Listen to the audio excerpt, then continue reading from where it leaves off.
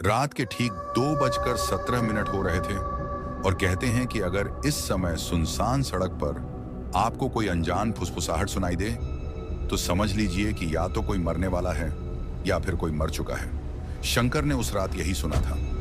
कानपुर से मैंगलोर तक माल लेकर जा रहा 42 साल का शंकर 20 साल से ज्यादा समय से ट्रक चला रहा था। उसने आंधी, तूफान, लुटेरे, दुर्घटनाएं और सड़क पर फैली लाशें तक देखी थी, लेकिन जो उस रात हुआ उसने उसकी आत्मा तक हिला दी।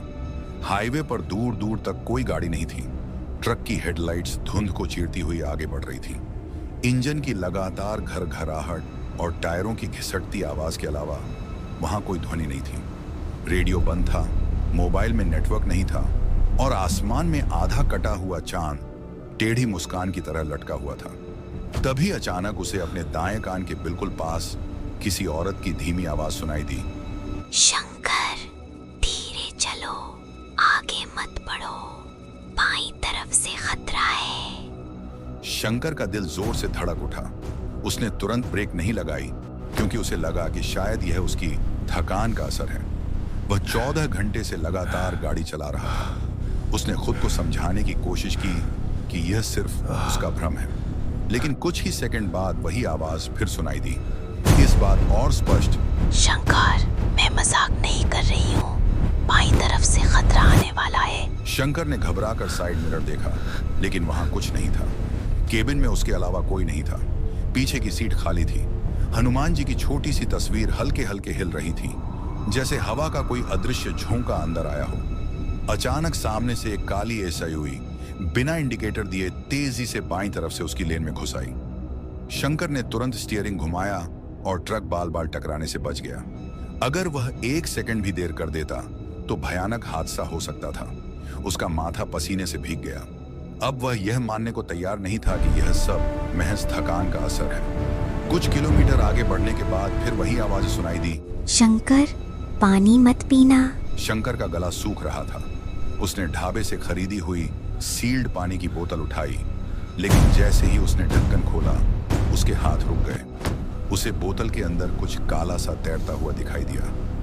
हेडलाइट की रोशनी में उसने देखा कि एक छोटा सा मरा हुआ कीड़ा पानी में पड़ा था।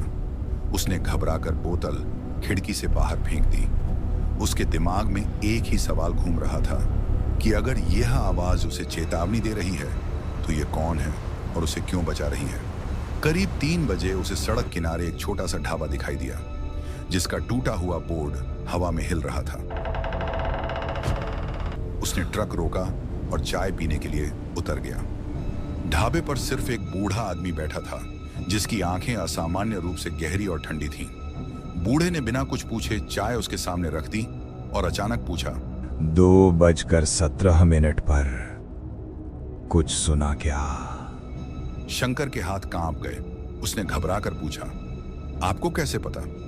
बूढ़ा हल्का सा मुस्कुराया और बोला, हर ड्राइवर को वह आवाज नहीं सुनाई देती।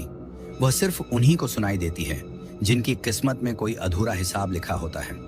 शंकर ने चिढ़कर कहा कि वह भूत प्रेत में विश्वास नहीं करता, लेकिन बूढ़े ने उसकी बात काटते हुए धीमी आवाज में कहा, वह कर्ण पिशाचिनी है। वह कान में आकर फुसफुसाती है, कभी चेतावनी देती है, कभी विनाश का कारण बनती है। जिसे वह चुन ले उसका पीछा नहीं छोड़ती। उसी समय शंकर के कान में फिर वही फुसफुसाहट गूंजी, वह झूठ बोल रहा है। शंकर का चेहरा पीला पड़ गया। बूढ़ा उसे घूर रहा था जैसे वह सब समझ रहा हो।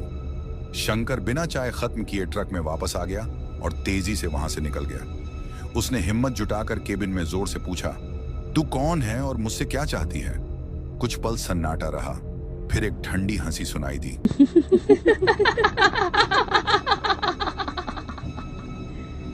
आवाज ने कहा, मैं तुझे बचा नहीं रही थी, मैं तुझे तैयार कर रही थी। किस लिए? शंकर ने कांपती आवाज में पूछा। आवाज बोली, 20 साल पहले जो हुआ था उसके लिए। ये सुनते ही शंकर के दिमाग में एक पुरानी रात की तस्वीर चमक उठी। बारिश हो रही थी। सड़क किनारे एक औरत लिफ्ट मांग रही थी। वह सफेद साड़ी में थी और उसके बाल चेहरे पर बिखरे हुए थे। उस रात भी समय 2:17 ही था। उसने सिर झटका और खुद से कहा कि वह सब एक हादसा था। उसने किसी को जानबूझकर नुकसान नहीं पहुंचाया था। तभी अचानक ट्रक के सामने सड़क के बीचों बीच वही औरत खड़ी दिखाई दी।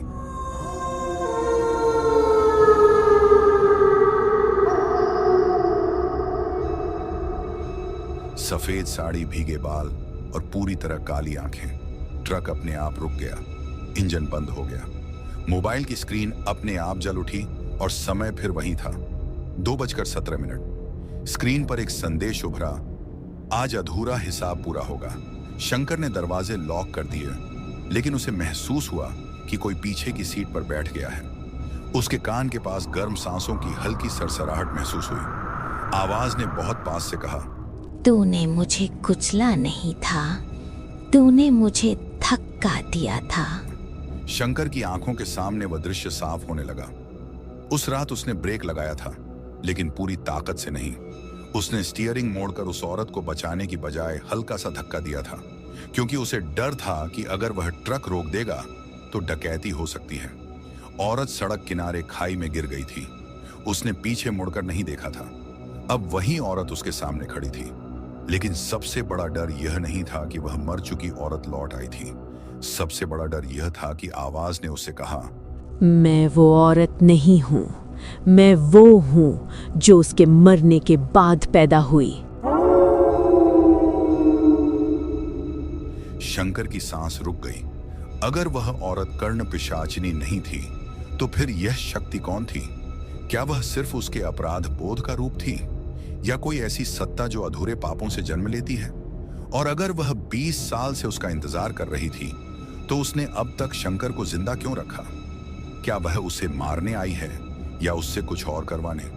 और सबसे बड़ा सवाल, क्या इस बार भी समय 2:17 पर ही सब खत्म होगा, या यह तो सिर्फ शुरुआत है? क्या शंकर सच में दोषी है, या वह किसी ऐसे खेल में फंस चुका है जहां असली खिलाड़ी कोई और है?